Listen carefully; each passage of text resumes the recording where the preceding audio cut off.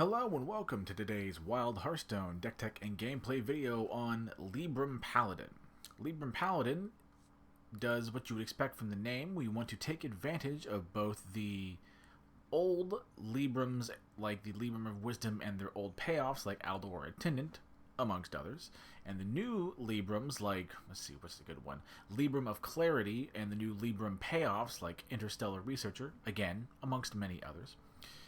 And with these cards, you want to summon a board, buff them, and fight tooth and nail for board controls so that we have a sufficiently large board to then apply pressure to our opponent's face.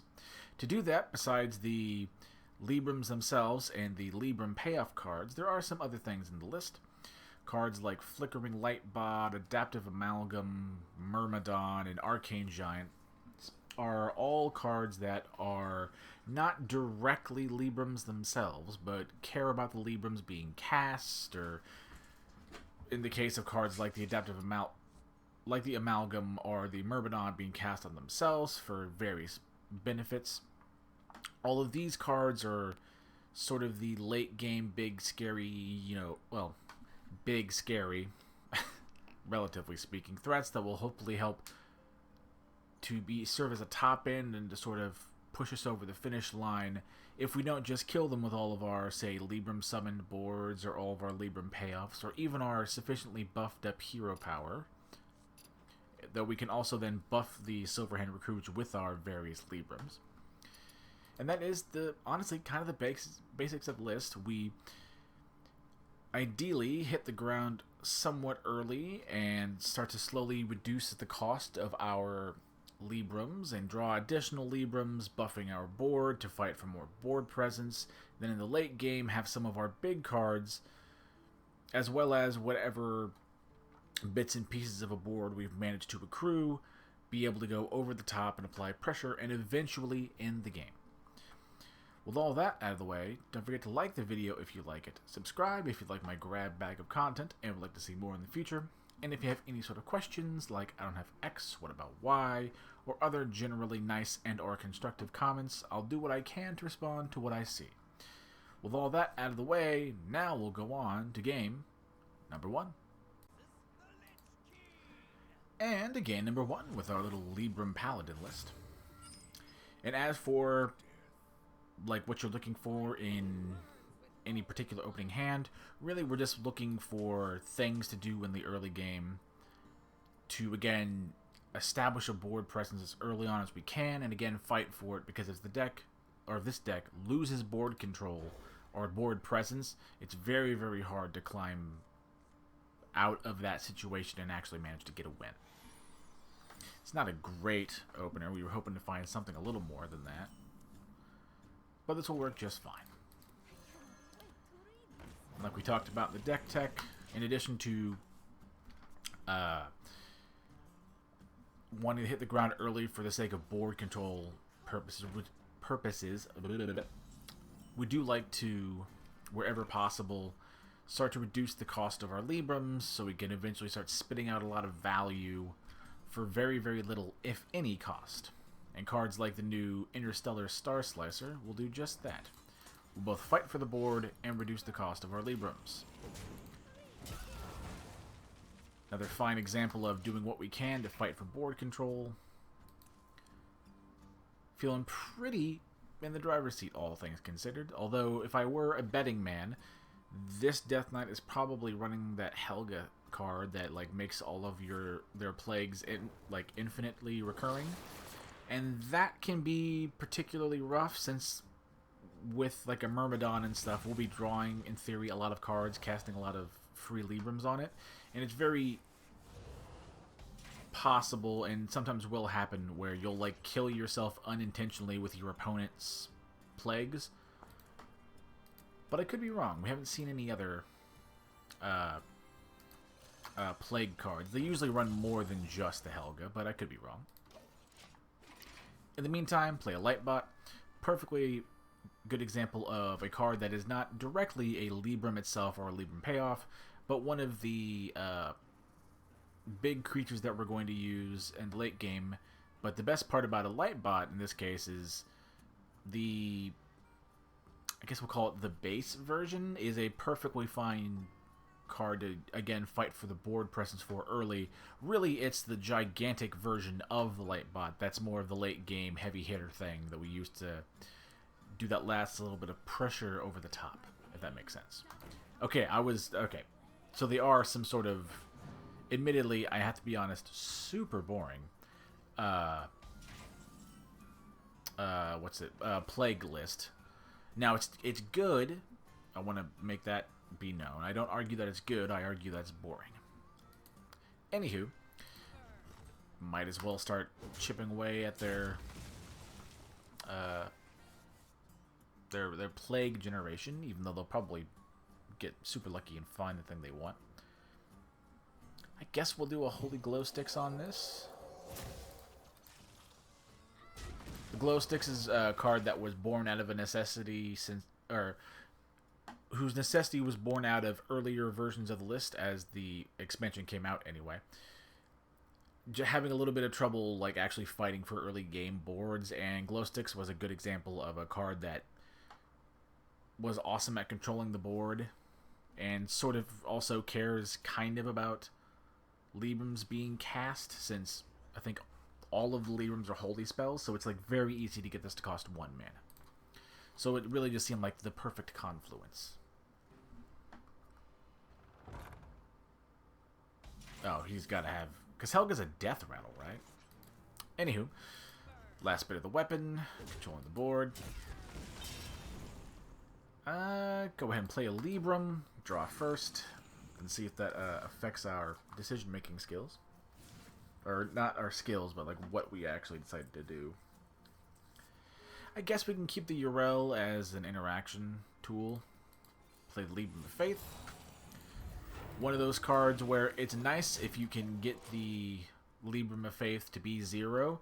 And early on, when testing, because I have played, since the expansion hasn't been out for that long, I have played an unusually large amount of this deck to sort of...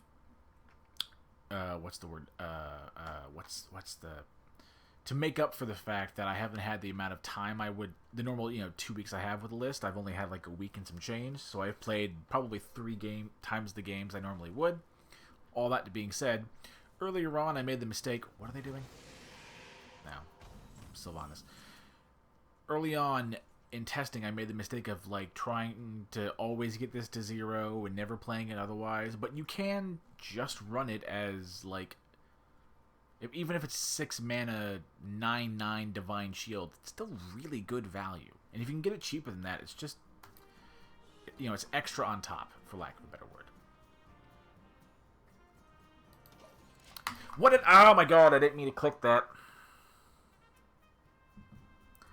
Okay, that's cool. I didn't fucking mean to click that. The fucked bit is that might actually lose me the game. But okay, cool, I guess. My brain shut off for a second trying to explain that. God, and their deck's a fucking pile. That's just gonna, like... Its only saving grace is gonna be the fact that it will eventually have all of the plagues in the deck.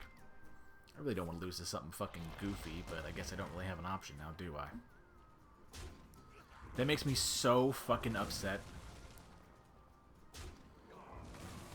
Cool, I guess that's fine. In the meantime, we'll now play the Urel like I wanted to. My brain melted.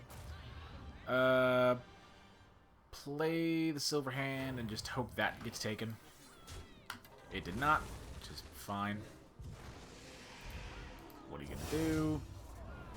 There's an argument to be made. I should have done that first, but I'm not gonna. I've already made one mistake, so what's one more in a particular game? One thing you do have to be careful about when you play the Urel, it's like very easy to start to burn cards, not only from getting the extra 3 cards from the death rattles, but whatever Librams you have, like your Librams of Wisdom that you might have on creatures will go back to your hand, or will attempt to, even though they might not always do that. If your hand is full, is what I mean to say. Yeah, oh my god, I'm so upset with myself. Um, Odd they didn't wait for the Helga, which I thought was... Maybe Helga's not a death rattle, it's just a battle cry. I guess we'll do a Truth Seeker.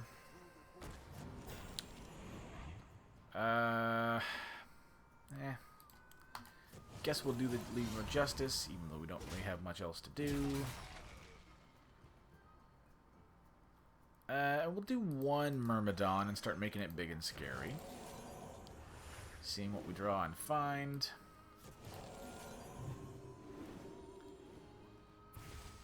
Yep, doing the plague thing. That's pretty good, though. We like extra bodies on board. Hopefully, our board will somewhat remain. And even if it doesn't, we have a couple of Librams of Hope that we can always use to try and stabilize. I will have to eventually start applying pressure over the top, simply because I'm not going to beat the inevitably infinite amount of plagues that our opponent will have. Or that I'll have in my deck because of our opponent, I should say.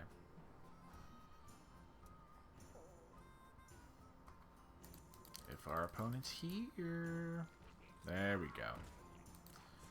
And then it does the hero power. Yeah, it's fine. So weird that... Sorry, what? Or are you going to do it now? Because you never really play this thing... Yeah, I was about to say, you never really play the poisonous dude on an empty board. I think it's going to make...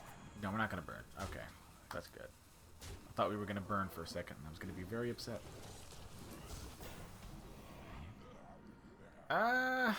Let's see. Okay, maybe we're not gonna burn, but we're probably gonna die, which is unfortunate. Libram of Hope is still the right play. Trade into you.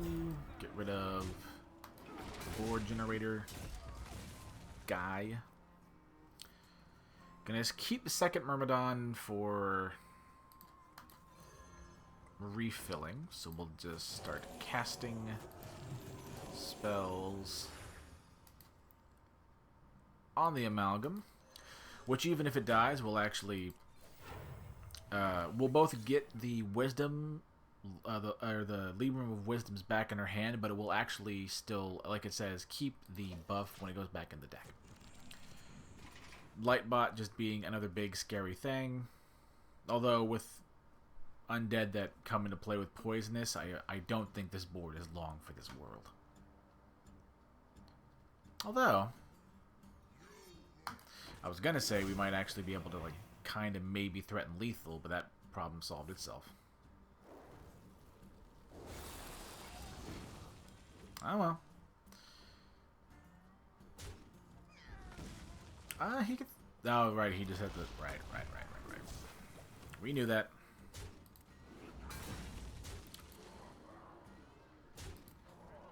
Oh, then we just... Okay, yeah. I mean, I don't think it...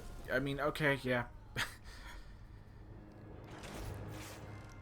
I guess moral of the story is, if you fuck up and accidentally hit the end turn button, sometimes you're gonna lose. Who'd have thunk if you just throw away a turn? But the deck still did a good job of showing what the deck tries to do, even if it lost through my own absolute stupidity trying to make a somewhat coherent video. But anywho, with all that out of the way, we'll go on now to game number 2. And game number 2 with our little Libram Paladin. We'll throw away the big scary ones.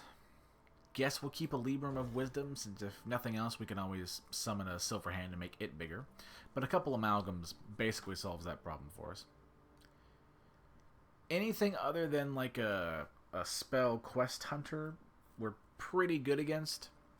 Honestly, Hunter doesn't see a whole terrible amount of play. And even when it does, it's not usually that good, if we're going to be honest. Hunter's in a weird spot in WoW, and then it's like not doing that hot.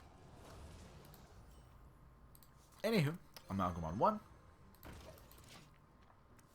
And since this game happened immediately after the last one, we're going to try really hard to stay away from the end turn button so we don't just throw a game that didn't need to be through. Or doesn't need to be thrown, however the proper way to say that is. I didn't pay attention to what they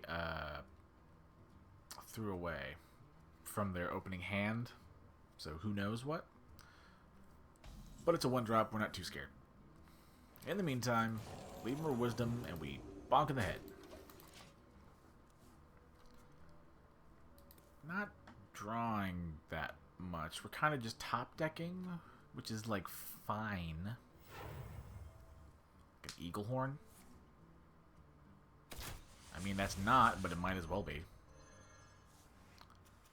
That almost, I mean, that and the Renathal and the Cthulhu in a hunter is almost, well, let me be fair, would imply heavily that it's some Reno thing with the 4-mana dwarf dude that, like, has a damage-based board sweep.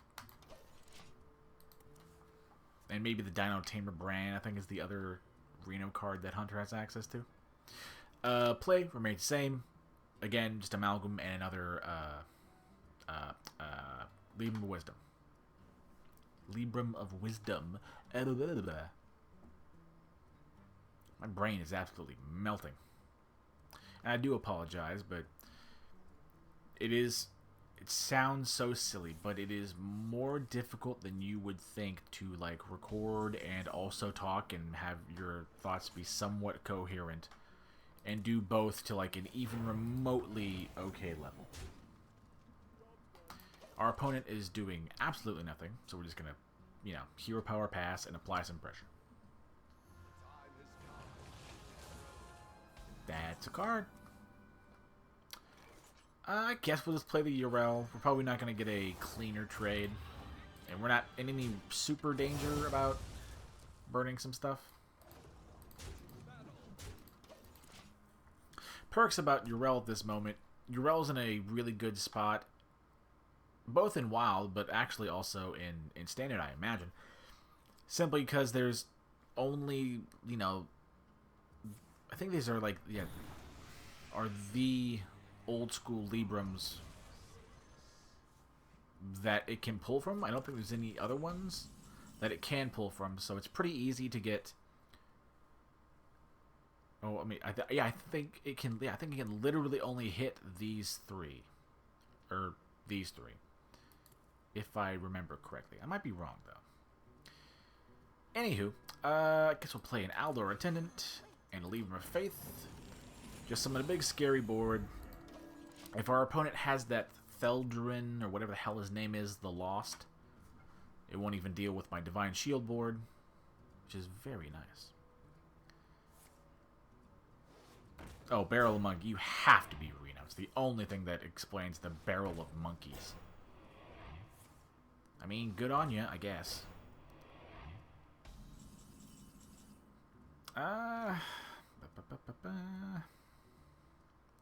Yep.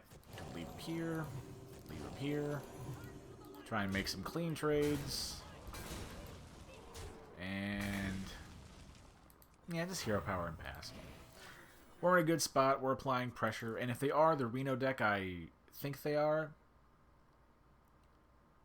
well, Lone Ranger I think is now 10 mana, so we have some time. Got to be careful about playing into the Reno Lone Ranger, since its exile effect, its exile board wipe thing, does, like, eat up our Librams of Wisdom, so you got to be a little bit careful. But beyond that, it's fine. Okay.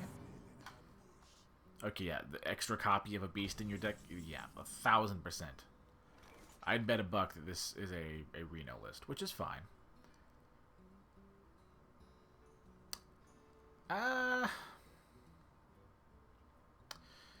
Guess we'll do a 3 into here. And I think we're just going to ignore and, like, make our opponent have the thing. We still have a couple turns, in theory, before they have access to Reno Lone Ranger.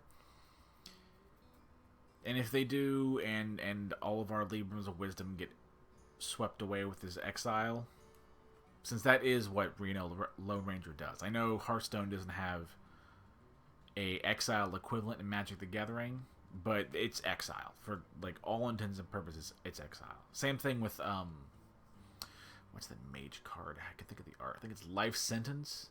Removes it from a game, as well as I think another one of Mage Reno hero power ones. Like I think poofs a board, like the one that I think gives like a random spell each turn. Whatever that Reno is also an exile board wipe. Okay, yeah, our opponent has to be like Reno. It's so generic in like in a perfectly fine functional way. That is what's happening. How much damage do I have? 8 and 4 is 12. 12 and 4 is 16. 16, 17, 17, 18, 19, 20, 21. Not enough for lethal, so we'll just draw first. Wayfarer is pretty cool.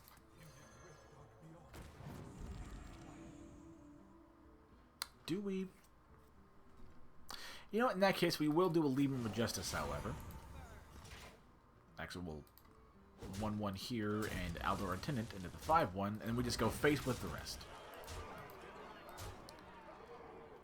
I believe they have coin, if I remember the turn order.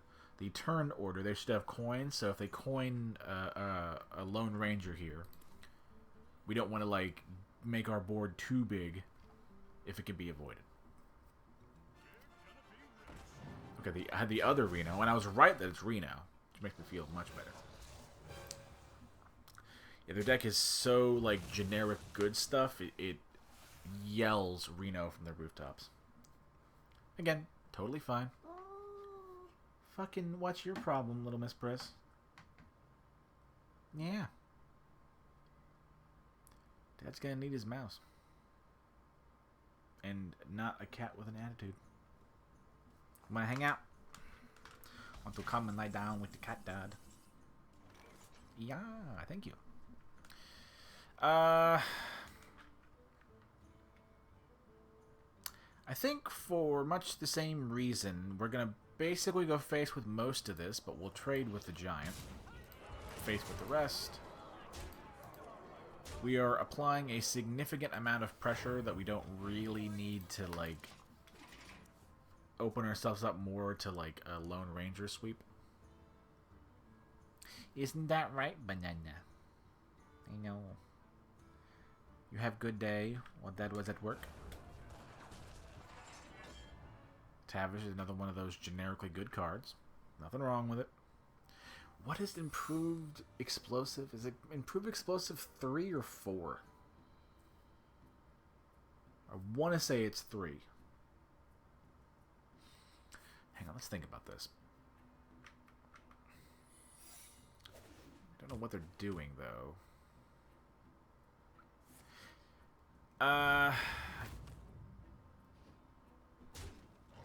Okay. There's a flare in there too. Yeah. Okay. Guess we do the Wayfarer first in case it gets bounced. It doesn't. In that case, again, plan remains largely the same. We might summon, yeah, like a couple. Oh, zombies. Okay, that's fine. Couple zombies is fine. Emergency maneuver is another couple. That okay. Yeah, that resolves. My original statement was going to be summon both light bots, and again, just start hero powering, making boards, applying pressure.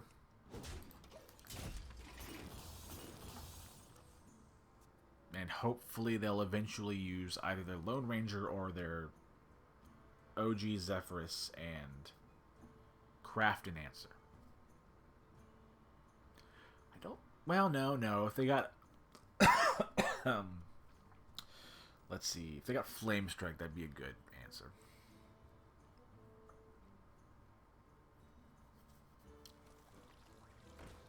Oh, Smothering, yeah. Smothering Starfish, another one of those cards that doesn't ever see play, except in Reno decks and What's it fucking called? ETC sideboards. And nor should you. The card's not that good.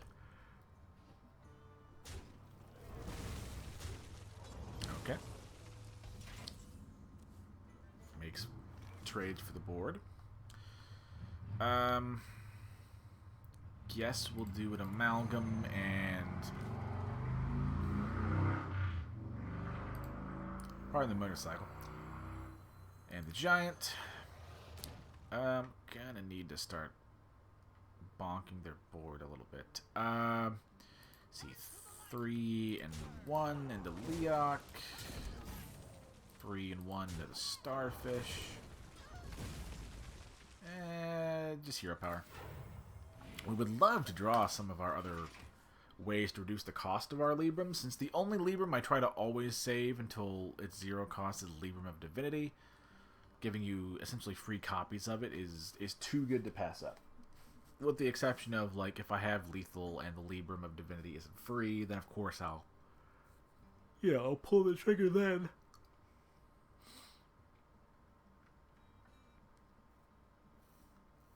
Come on, opponent. I don't argue that your deck is good, it's just a little bit boring. If our opponent's here, maybe. Have I DC'd? I'll give it 10 more seconds. Okay, good. I was like, maybe I DC'd or something. That certainly is a card.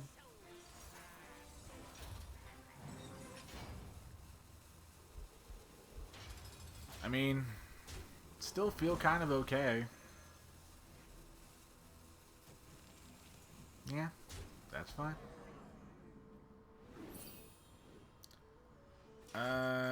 Leah, that helps. Helps a lot. Let's see, we're 9 cards, go down to 8, draw me up to 10. Truth Seeker is fantastic. I guess we'll do an amalgam and start loading it up. With the rest of our mana, do a hero power. Trade into the one thing we can get rid of. Again, try to make our opponent use the Lone Ranger we know that they have. Regardless of how this game particularly ends, I would still argue that Librams are, like, actually pretty good and pretty fun. Do I think they're going to be, like, the #1 top of the ladder thing? No. But I did, climb to gold with them, which is the middle point of the ladder. And for me, if a deck can do that, can climb me to the middle point of the ladder, I don't really need much more out of a list. I'm okay with being average. And not for nothing, the deck is also just fun. If a average deck is fun, I like that more than a above average deck that isn't fun. If that hasn't been very clear from the way I talk about things. I forgot I just died, which is fine. And that's okay, honestly. I would do a third game, but this kind of deck is a particularly slow one. But yeah, like we just talked about a couple seconds ago, I will reiterate here. This might be a video with a couple of losses in it. I still think the deck is fun. I still think the deck will work just fine. I don't think it's going to climb you to the #1 rank in the world, but you'll have fun. You'll get to gold and get the free rewards you get for getting to gold.